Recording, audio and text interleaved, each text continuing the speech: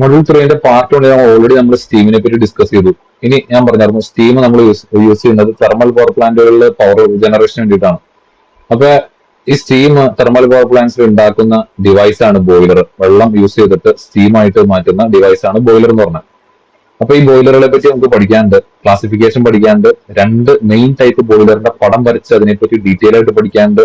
പിന്നെ ഈ ബോയിലറിൽ നമ്മൾ യൂസ് ചെയ്യുന്ന ഒരുപാട് ആക്സസറീസ് ഉണ്ട്, ഒരുപാട് എക്യുപ്മെന്റ്സ് കാര്യങ്ങളുണ്ട് സേഫ്റ്റിക്കും ബാക്കി കാര്യങ്ങൾക്കൊക്കെ വേണ്ടിയിട്ട്. ഈ ആക്സസറീസിനെ പറ്റിയിട്ട് നമുക്ക് പഠിക്കാനുണ്ട്. അപ്പൊ ആദ്യം ബോയിലർ എന്താണെന്ന് ചോദിച്ചു കഴിഞ്ഞാൽ നമുക്ക് എഴുതാൻ പറ്റണം, ഡിവൈസസ് വെച്ച് generate steam by application of heat. ചൂട് ഉപയോഗിച്ചുകൊണ്ട് സ്റ്റീമിനെ ജനറേറ്റ് ചെയ്യുന്ന, നീരാവിയെ ജനറേറ്റ് ചെയ്യുന്ന ഡിവൈസിൽ നമ്മൾ വിളിക്കുന്ന പേരാണ് ബോയിലർ. ആ ബോയിലറിന്റെ ക്ലാസിഫിക്കേഷൻ നമുക്ക് നോക്കാം കേട്ടോ.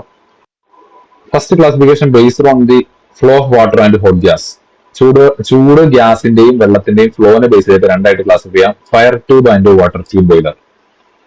ഇങ്ങനെ ഓർത്തിരിക്കുക, ഫയർ ട്യൂബ് എന്ന് പറഞ്ഞാൽ ട്യൂബിന്റെ അകത്തോടെ കടന്നു പോകുന്നത് ഫയർ ആണ്. ഫയർ എന്ന് പറഞ്ഞാൽ തീക്ക് കടന്നു പോകാൻ പറ്റില്ല, പകരം ചൂടുള്ള ഗ്യാസ്, തീ കത്തിച്ചുണ്ടാവുന്ന സ്റ്റീം കത്തിച്ചുണ്ടാവുന്ന ചൂടുള്ള ഗ്യാസ് ആണ് ട്യൂബിന്റെ അകത്തോടെ കടന്നു പോകുന്നത്. വാട്ടർ ട്യൂബിന്റെ അകത്ത് ഈ പറയുന്ന ട്യൂബുകളുടെ അകത്തോടെ കടന്നു പോകുന്നത് വെള്ളമായിരിക്കും. ഇതാണ് രണ്ടും തമ്മിലുള്ള വ്യത്യാസം. നമുക്ക് ഈ പടം വെച്ചിട്ട് മനസ്സിലാക്കാം.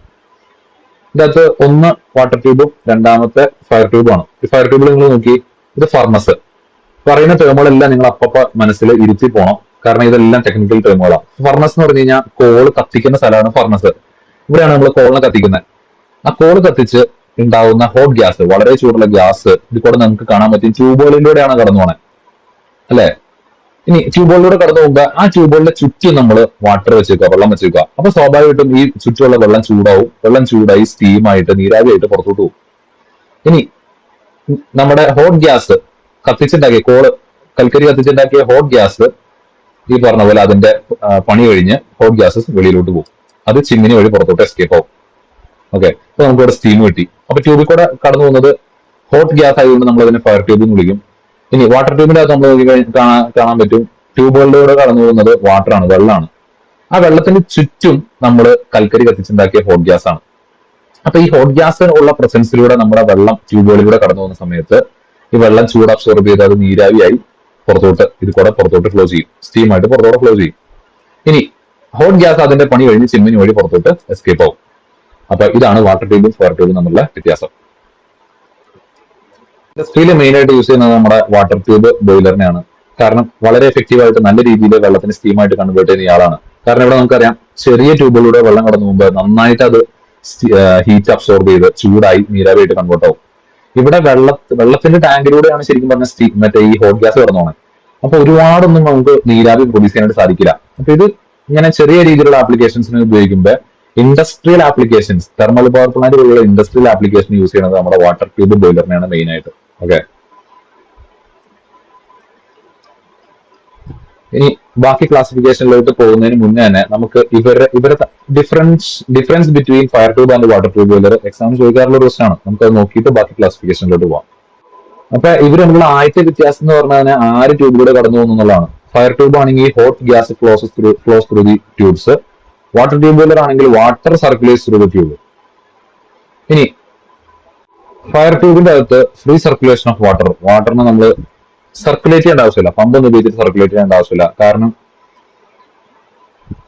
ഫയർ ട്യൂബിന്റെ അകത്ത് ഇവിടെ ഈ ടാങ്കിന്റെ അകത്ത് മൊത്തം വെള്ളമാണുള്ള. ഈ വെള്ളം ചൂടായി നീരാവിയായി, ഈ നീരാവി ഇതിൽ കൂടെ തന്നെ വെളിയിലോട്ട് ഇറങ്ങി പോകും. നീരാവിക്ക് കനം കുറവായതുകൊണ്ട് നീരാവി എല്ലാം മേലെ വരുള്ളൂ, വെള്ളം മൊത്തം താഴെ കിടക്കും. ഇപ്പൊ നീരാവി ഈ പറയുന്ന പൈപ്പിങ്ങിലൂടെ പുറത്തോട്ട് എസ്കേപ്പ് ആയിക്കോളും. അവിടെ നമ്മൾ വെള്ളത്തിന് സർക്കുലേറ്റ് ചെയ്യേണ്ട, പമ്പ് ചെയ്യേണ്ട ആവശ്യമൊന്നുമില്ല.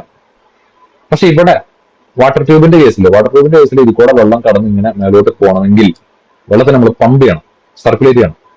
അപ്പൊ ഇവിടെ ഫോഴ്സ്ഡ് സർക്കുലേഷൻ, വാട്ടർ ട്യൂബിന്റെ അത് ഫോഴ്സ്ഡ് സർക്കുലേഷൻ, അതൊരു പമ്പ് പോലെയുള്ള സാധനങ്ങൾ ഉപയോഗിച്ചിട്ട് ഫോഴ്സ്ലി സർക്കുലേറ്റ് ചെയ്യണം. ഫയർ ട്യൂബിന്റെ അകത്ത് അങ്ങനെയില്ല, ഫ്രീ സർക്കുലേഷൻ ഓഫ് വാട്ടർ ആണ്. ഇനി സ്റ്റീം പ്രഷർ നോക്കിയാൽ ഉണ്ടാവുന്ന സ്റ്റീമിന്റെ പ്രഷർ നോക്കിക്കഴിഞ്ഞാൽ സ്വാഭാവികമായിട്ട് ഇവിടെ സ്റ്റീമിന്റെ പ്രഷർ കുറവായിരിക്കും. കാരണം ഇവിടെ കുറെ ഇരിക്കുന്ന വെള്ളത്തിൽ നിന്ന് കുറച്ച് സ്റ്റീം ഉണ്ടാക്കി പുറത്തോട്ട് പോകുന്നുള്ളൂ. പക്ഷെ ഇത്ര സൈഡിൽ എങ്ങനെയാ, വെള്ളത്തിന് മൊത്തം നല്ല എഫക്റ്റീവ് ആയിട്ട് സ്റ്റീമായിട്ട് കൺവേർട്ട് ചെയ്യുന്നുണ്ട്. ഫയർ ട്യൂബിന്റെ അകത്ത് സ്റ്റീമിന്റെ പ്രഷർ കൂടുതലായിരിക്കും. ഇത്രയും നീട്ടി പിടിച്ചതെന്താ, ഒരു സ്ഥലത്ത് സ്റ്റീമിന്റെ പ്രഷർ കുറവ്, ഒരു സ്ഥലത്ത് കുറവ്, അപ്പുറ സൈഡിൽ സ്റ്റീമിന്റെ പ്രഷർ കൂടുതൽ, അങ്ങനെ പറഞ്ഞാൽ മതി. ലോ സ്റ്റീം പ്രഷർ അതുപോലെ തന്നെ ഹൈ സ്റ്റീം പ്രഷർ എന്ന് പറഞ്ഞാലും മതി. ഈ നാലാമത്തെ ഇതിന്റെ ആപ്ലിക്കേഷൻ ആണ് പറയുന്നത് usually used for heating purposes only. Fire tube നമ്മൾ പറഞ്ഞു ഹീറ്റിംഗ് പർപ്പസുകൾക്കാണ് യൂസ് ചെയ്യാറുള്ളൂ. പക്ഷെ വാട്ടർ ട്യൂബ് എന്ന് പറയുന്നത് പവർ ജനറേഷൻ, തെർമൽ പവർ പ്ലാന്റുകൾക്ക് യൂസ് ചെയ്യാറുണ്ട്. ഇനി ഇവിടെ പ്രഷർ കുറവായതുകൊണ്ട് നമ്മൾ പറഞ്ഞു പ്രഷർ കുറവാന്ന് പറഞ്ഞു സ്റ്റീമിന്റെ, അതുകൊണ്ട് തന്നെ പൊട്ടിത്തെറിക്കാനുള്ള സാധ്യതകൾ കുറവാണ്. ന്യൂസുകളിലൊക്കെ നമ്മൾ തെർമൽ പവർ പ്ലാന്റിൽ ഉണ്ടാകുന്ന ആക്സിഡൻസിൽ മെയിൻ ആയിട്ട് വരുന്നത് ബോയിലർ പൊട്ടിത്തെറിച്ചാണ്. അവിടെ പൊട്ടിത്തെറിക്കാവുന്ന ഒരു സാധനം എന്ന് പറഞ്ഞാൽ ബോയിലറാണ്. അപ്പൊ പൊട്ടിത്തെറിക്കുന്ന ടൈപ്പ് ബോയിലർ എന്ന് പറഞ്ഞാൽ വാട്ടർ ട്യൂബ് ബോയിലറാണ്. അവിടെ സ്റ്റീമിന്റെ പ്രഷർ വളരെയധികം കൂടുതലായതുകൊണ്ട് പൊട്ടിത്തെറിക്കാനുള്ള സാധ്യതയുണ്ട്. ഇനി ഒരു കാര്യം എന്ന് പറഞ്ഞാൽ നമ്മുടെ ഫയർ ട്യൂബ് ബോയിലർ എന്ന് പറഞ്ഞു കഴിഞ്ഞാൽ ഇന്റേണൽ ഫയർഡ് ബോയിലറാണ്. അതായത് നമ്മുടെ ഇന്റേണൽ ഫയർ, ഈ ഫയർ വന്നത് നമ്മുടെ ഫർണസിലാണ്. ഈ ഫർണസും വെള്ളം ഇരിക്കുന്ന ഭാഗം എല്ലാം ഒരൊറ്റ സ്ഥലത്ത് തന്നെയായിരിക്കും ഫയർ ട്യൂബ് ബോയിലറിന്റെ അകത്ത്. അതായത് ഇതിന്റെ അകത്ത് ഈ തീ കത്തുപിടിപ്പിക്കുന്നത് ഫർണസും ഈ വെള്ളം ഇരിക്കുന്നതൊക്കെ ഒരേ സ്ഥലത്ത് തന്നെയായിരിക്കും. ഈ പടത്തില് നിങ്ങൾ നമുക്ക് മനസ്സിലാക്കണ്ടോ, അത് നമ്മള് ബോയിലറുകൾ എടുത്ത് പഠിക്കുമ്പോൾ, രണ്ട് ബോയിലർ എടുത്ത് പഠിക്കേണ്ട, അന്നേരം നമുക്ക് ശരിക്കും കാണാൻ പറ്റും. അതുകൊണ്ട് നമ്മൾ അതിന് ഇന്റേണലി ഫയർഡ് ബോയിലർ എന്ന് വിളിക്കും. പക്ഷെ വാട്ടർ ട്യൂബ് ബോയിലർ പൊതുവെ എക്സ്റ്റേണലി ഫയർഡ് ബോയിലറാണ്. അതായത് ഫർണസ് വെളിയിലും അതുപോലെ ഈ വെള്ളം ഇരിക്കുന്ന വേറെ സ്ഥലത്തായിരിക്കും, രണ്ട് സ്ഥലത്തായിരിക്കും. അതുകൊണ്ട് നമ്മൾ അതിന് എക്സ്റ്റേണലി ഫയർഡ് ബോയിലർ എന്ന് വിളിക്കും. ഇതാണ് ഫയർ ട്യൂബിന്റെയും വാട്ടർ ട്യൂബ് ബോയിലറുകളുടെയും വ്യത്യാസങ്ങൾ. സോ നമ്മൾ ഫസ്റ്റ് ക്ലാസിഫിക്കേഷൻ ഇവിടെ കവർ ചെയ്തു. ഫയർ ട്യൂബ് ബോയിലറും വാട്ടർ ട്യൂബ് ബോയിലറും എന്താണെന്നുള്ള ക്ലാസിഫിക്കേഷൻ നമ്മൾ പഠിച്ചു. ഒപ്പം ആ രണ്ടുപേരെ നമ്മൾ എടുത്ത് കമ്പയർ ചെയ്യാൻ പഠിച്ചു, അവരുടെ ഡിഫറൻസുകൾ നമ്മൾ കമ്പയർ ചെയ്യാൻ പഠിച്ചു. ഇനി അതുപോലെ തന്നെ ഈ ഫയർ ട്യൂബ് ബോയിലറും വാട്ടർ ട്യൂബ് ബോയിലറും സെപ്പറേറ്റ് ക്വസ്റ്റൻ ആയിട്ട് ചോദിക്കാൻ വിചാരിക്കുക, what is explain with figure working of fire tube boiler എന്ന് വെച്ച് കഴിഞ്ഞാൽ നിങ്ങൾക്ക് ഫയർ ട്യൂബ് ബോയിലറിന്റെ പടം വരയ്ക്കുക, താഴെയുള്ളത് ഫയർ ട്യൂബ് ബോയിലറിന്റെ പടം വരയ്ക്കുക. ഒരു സൈഡിൽ ഫയർ ട്യൂബിന്റെ സൈഡിൽ എഴുതിക്കുന്ന കാര്യങ്ങൾ മാത്രം എഴുതിയാൽ മതി. രണ്ടും എഴുതി കഴിഞ്ഞാൽ ഡിഫറൻസ് അല്ലെങ്കിൽ കമ്പാരിസൺ ഇതിലായി, ഒരു ഭാഗം മാത്രം എഴുതി കഴിഞ്ഞാൽ അതിന്റെ വർക്കിംഗ് ഇതിലായി. അപ്പൊ ഏത് ടൈപ്പ് ക്വസ്റ്റൻ ആണെന്ന് ചോദിച്ചാൽ നമുക്ക് ഇതിൽ ഉത്തരവിടാൻ പറ്റണം. ബാക്കിയൊക്കെ എളുപ്പമാണ്. ബേസ്ഡ് ഓൺ ദി പ്രഷർ ആണെങ്കിൽ ഒന്ന് ലോ പ്രഷറും മറ്റേത് ഹൈ പ്രഷറും. വാല്യൂസ് ഒന്നും പഠിക്കേണ്ട ആവശ്യമില്ല, ലോ പ്രഷർ ഹൈ പ്രഷർ എന്ന് പറഞ്ഞാൽ മാത്രം പഠിച്ചായി. Based on the furnace position, തീ എത്തിക്കുന്ന ഫർണസ് എവിടെ ഇരിക്കുന്നതിനെ ബേസ് ചെയ്തിട്ട് എക്സ്റ്റേണലി ഫയർഡ് ബോയിലറും അതുപോലെ തന്നെ ഇന്റേണലി ഫയർഡ് ബോയിലറും ഓൾറെഡി നമ്മൾ എന്താണെന്നുള്ളത് ഡിസ്കസ് ചെയ്തായിരുന്നു. Based on the fuel user, ഏത് ടൈപ്പ് ഫ്യൂലാണ് യൂസ് ചെയ്യുന്നത് ബേസ് ചെയ്തിട്ട്, അതായത് കൽക്കരി ഉപയോഗിക്കണമെന്ന് നിർബന്ധമില്ല. കൽക്കരിയാണ് ഉപയോഗിക്കുന്നതെങ്കിൽ കോൾ ഫയർഡ്, ഓയിലാണ് യൂസ് ചെയ്യുന്നതെങ്കിൽ ഓയിൽ ഫയർഡ്, ഗ്യാസ് ആണെങ്കിൽ ഗ്യാസ് ഫയർഡ്, ഇലക്ട്രിക് ആണെങ്കിൽ ഇലക്ട്രിക് ബോയിലർ. അതിൽ ചില തെർമൽ പവർ പ്ലാന്റുകളിൽ നമ്മൾ ഡീസലൊക്കെ ഉപയോഗിക്കാറുണ്ട്. അപ്പൊ അതൊക്കെ ഈ ഓയിൽ ഫയർഡിന്റെ കാറ്റഗറിയിൽ വരും. ഗ്യാസ് ഉപയോഗിക്കുന്നുണ്ട്, അത് ഗ്യാസ് ഫയർഡിന്റെ കാറ്റഗറിയിൽ വരും. പക്ഷെ മെയിൻലി യൂസ് ചെയ്യുന്നത് നമ്മുടെ കോൾ ഫയർഡ് ബോയിലേഴ്സ് ആണ്.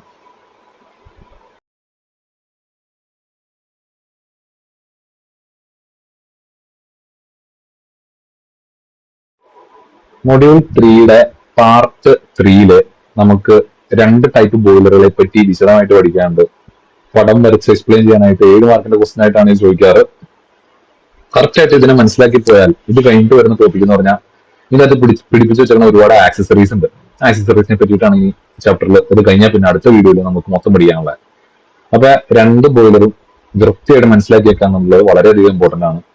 നമുക്ക് ബോയിലറിന്റെ വർക്കിംഗ് എങ്ങനെയാണെന്നുള്ളത് നോക്കാം. ഫസ്റ്റ് നമുക്ക് പഠിക്കാനുള്ളത് കോക്രാൻ ബോയിലർ ആണ്.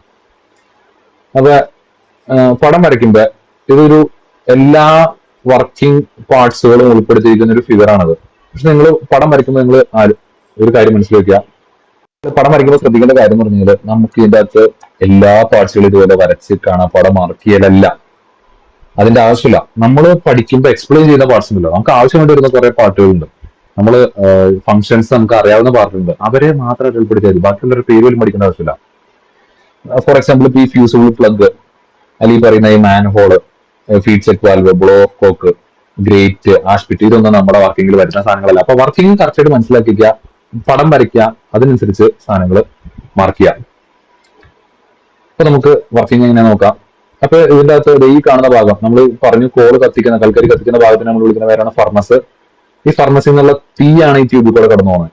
അപ്പൊ തീ അല്ലെങ്കിൽ ഈ പറയുന്ന ഹോട്ട് ഗ്യാസ് ആണ് ട്യൂബിൽ കൂടെ കടന്നു പോകുന്നതെങ്കിൽ നമ്മൾ അതിനെ വിളിക്കുന്ന പേര് ഫയർ ട്യൂബ് ബോയിലർ ആണ്. അപ്പൊ കോക്രാൻ ബോയിലർ എന്ന് പറഞ്ഞു കഴിഞ്ഞാൽ ഒരു ഫയർ ട്യൂബ് ബോയിലർ ആണ്. അതാണ് ഫസ്റ്റ് പോയിന്റ്.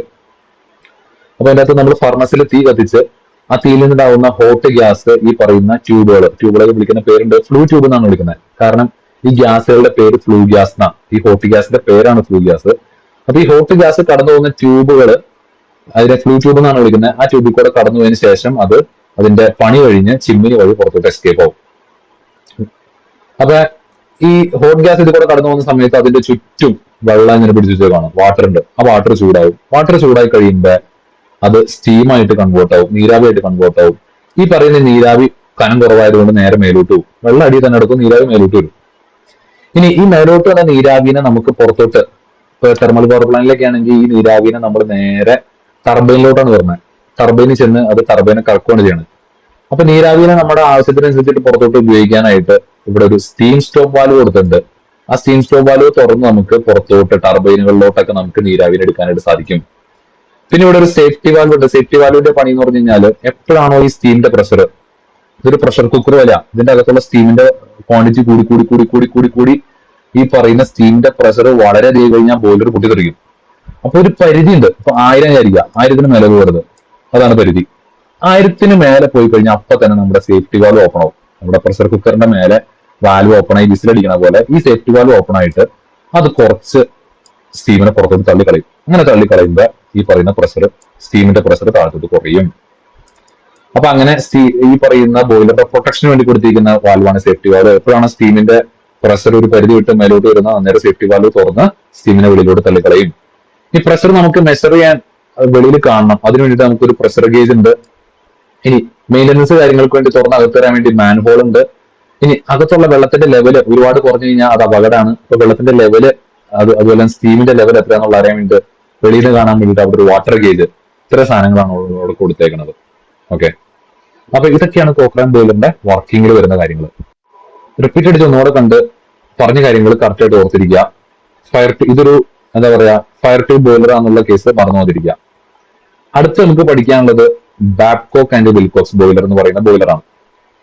പോസ് ചെയ്തിട്ട് പറ്റുകയാണ് ഈ പടം ഒന്ന് ഒബ്സർവ് ചെയ്തിട്ട് ഇത് ഫയർ ട്യൂബ് ആണോ വാട്ടർ ട്യൂബ് ആണെന്നുള്ളത് മനസ്സിലാക്കാനായിട്ട് ശ്രമിക്കുക. ഇവിടെ ഒരു ഫയർ ഡോർ ഉണ്ട്, അതുവഴി നമ്മൾ കൽക്കരിയൊക്കെ അകത്തോട്ട് ഇടും. ഫർണസ് ഇവിടെ ഉണ്ട്, ഫർണസ് എന്നാണ് ഇതിന്റെ പേര് ഇവിടെയാണ്. അതായത് ഇവിടെയാണ് നമ്മൾ കൽക്കരി കത്തിക്കുന്നത്. കൽക്കരി കത്തിച്ചു കഴിഞ്ഞാൽ അവിടെ ഹീറ്റ് ഉണ്ടാവും. ആ ഹീറ്റ് ഈ പറയുന്ന ട്യൂബുകളുടെ അക്രോസ് സഞ്ചരിച്ച് ഇവിടെ ഹീറ്റ് സഞ്ചരിക്കുന്ന വഴി കൊടുത്തിട്ടുണ്ട്. ഇങ്ങനെ സഞ്ചരിച്ച് വേസ്റ്റ് ഗ്യാസ് നേരെ ചിമ്മിനിയിലോട്ട് പോകും. ചിമ്മിനി വഴി ആ വേസ്റ്റ് ഗ്യാസ് പുറത്തോട്ട്, ഹോട്ട് ഗ്യാസ് അതിന്റെ പണി കഴിഞ്ഞാൽ അത് പുറത്തോട്ട് പൊക്കോളും. അപ്പൊ ഇവിടെ ഹോട്ട് ഗ്യാസ് ഇങ്ങനെ ഫ്രീ ആയിട്ട് സർക്കുലേറ്റ് ചെയ്ത് പോയി. ഇനി ട്യൂബിന്റെ അകത്തോടെ കടന്നു പോകുന്ന ആരാ നോക്കാം. ഇതിന്റെ മേലെയായിട്ട് വലിയൊരു സ്റ്റീം വാട്ടർ ഡ്രം ഉണ്ട്. അപ്പൊ അതിന്റെ അകത്ത് തുടക്കം മൊത്തം വാട്ടർ ആയിരിക്കും, വെള്ളമായിരിക്കും അതിന്റെ അകത്ത് മൊത്തം. ഈ വെള്ളം ഈ പറയുന്ന ട്യൂബിൽ കൂടെ താഴത്തോട്ട് ഡ്രിപ്പ് ചെയ്യും, താഴത്തോട്ട് ഒഴുകിയെത്തും. എന്നിട്ട് ഈ ക്രോസ് ആയിട്ട് കൊടുത്തിരിക്കുന്ന ട്യൂബിലൂടെ അത് സഞ്ചരിച്ച് അപ്പുറ സൈഡിലോട്ട് സഞ്ചരിക്കും. ഈ സഞ്ചരിക്കുന്ന സമയത്ത് ഇതിന്റെ വട്ടാണ് നമ്മുടെ ഹോട്ട് ഗ്യാസുകൾ കടന്നു പോയണേ. അപ്പൊ ഈ ഹോട്ട് ഗ്യാസിന്റെ ചൂടൊക്കെ ഈ വെള്ളം അബ്സോർവ് ചെയ്യും.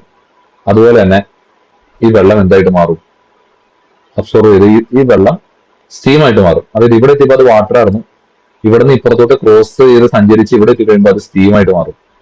ഈ സ്റ്റീം നേരെ മേലോട്ട് കയറുന്ന ഇങ്ങടേക്ക് നമ്മുടെ ടാങ്കിലോട്ട് തന്നെ തിരിച്ചെത്തും.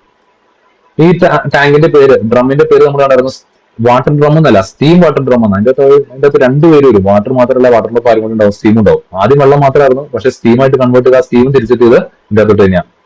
നമ്മൾ പറഞ്ഞ പോലെ സ്റ്റീമിന് കനം കുറവായതുകൊണ്ട് സ്റ്റീം മൊത്തം മേലെ ഇരിക്കും, വാട്ടർ മൊത്തം താഴെ. അപ്പൊ ആ സ്റ്റീം ഇരിക്കുന്ന സ്പേസ് നമ്മൾ വിളിക്കുന്ന പേരാണ് സ്റ്റീം സ്പേസ്. ഇനി ഇവിടെ വന്ന സ്റ്റീം നമുക്ക് ഈ പറയുന്ന പോലെ ടർബൈനുകളിലോട്ട് എടുക്കണം. അതിന് വേണ്ടിയിട്ട് ഇവിടെ ഈ 4 എന്ന് പറഞ്ഞൊരു പൈപ്പ് കൊടുത്താണുണ്ടാവും. ഇതിക്കൂടെ നമ്മുടെ സ്റ്റീം സഞ്ചരിച്ച് ഇങ്ങനെ കറങ്ങി നമ്മുടെ സ്റ്റീം നമുക്ക് വെളിയിലോട്ട് എടുക്കാനായിട്ട് സാധിക്കും. ഈ മെയിൻ സ്റ്റീം വാല്യൂ വഴിയാണ് നമ്മുടെ ആവശ്യത്തിന് നമ്മൾ സ്റ്റീം, ഇപ്പൊ ടർബൈനിലോട്ടൊക്കെ നമ്മൾ സ്റ്റീം എടുക്കുന്നത് മെയിൻ സ്റ്റീം വാല്യൂ വഴിയാണ്. ഇനി ഇതിന്റെ അകത്തുള്ള സ്റ്റീമിന്റെ പ്രഷർ കണക്കാക്കാൻ വേണ്ടി പ്രഷർ ഗേജ് കൊടുത്തിട്ടുണ്ട്. അതുപോലെ തന്നെ വാട്ടറിന്റെ ലെവൽ മനസ്സിലാക്കാനായിട്ട് വാട്ടർ ഗേജ് കൊടുത്തിട്ടുണ്ട്. അതുപോലെ അകത്തോട്ട് മെയിൻ്റനൻസിന് കയറാനായിട്ട് മാൻഹോൾ കൊടുത്തിട്ടുണ്ട്. ഇത്തരം കാര്യങ്ങളൊക്കെയാണ് നമ്മുടെ ബാബ്കോക്ക് വിൽകോക്സ് ബോയിലറിന്റെ കേസിൽ പറയാനുള്ളത്. അപ്പൊ മുന്നേ പഠിച്ച കോക്രാൻ ബോയിലർ ഒരു ഫയർ ട്യൂബ് ബോയിലർ ആയിരുന്നു, അവിടെ ഹോട്ട് ഗ്യാസ് ആയിരുന്നു ട്യൂബിലൂടെ കടന്നുപോയ. ഇപ്പൊ പഠിച്ച ബാബ്കോക്ക് ആൻഡ് വിൽകോക്സ് ബോയിലർ എന്ന് പറയുന്നത് ഒരു വാട്ടർ ട്യൂബ് ബോയിലർ ആണ്. ഇതിന്റെ അകത്ത് ട്യൂബിലൂടെ കടന്നു പോകുന്നത് വെള്ളമാണ്. അപ്പൊ വൃത്തിയായിട്ട് പടം വരയ്ക്കണം രണ്ടിന്റെ. ആ പടം വരയ്ക്കാൻ വൃത്തിയായിട്ട് പെൻസിൽ സ്കെയിൽ ഉപയോഗിച്ച് വരച്ച് എക്സാമിന് വരച്ചു വെച്ചിട്ട് എന്നിട്ടാണ് അതിനെപ്പറ്റി എഴുതേണ്ടത്.